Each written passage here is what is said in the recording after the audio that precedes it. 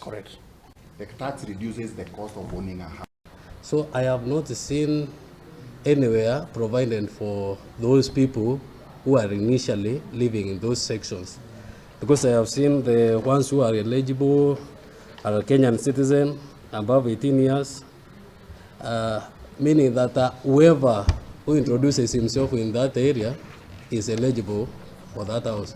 But I understand that those indigenous people who used to live there are the first people to be given priority. You'll be given a unique identification, and that unique identification is the one which will entitle you to a priority when allocation of houses is being done. I think we are sensitive enough. You actually do notify them. You see, you are in default. You have not paid rent. And then, of course, you're giving the person the opportunity to say, my salary has been delayed, I'll pay you by this date. So at that point, it's just a notice.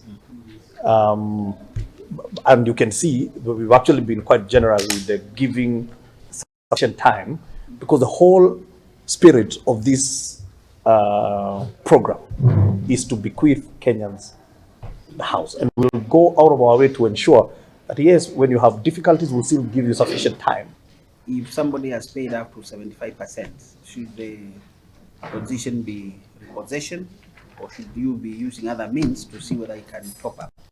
I think that's a progressive thing. We look at it. We look at the threshold, whether it's 75, 80, whatever it is. So that also Kenyans are not feeling the government is not supporting. Get a house. Because Kenyans, houses are 30 years, mortgages, 25, 30 years. You may be only 10 years to retire.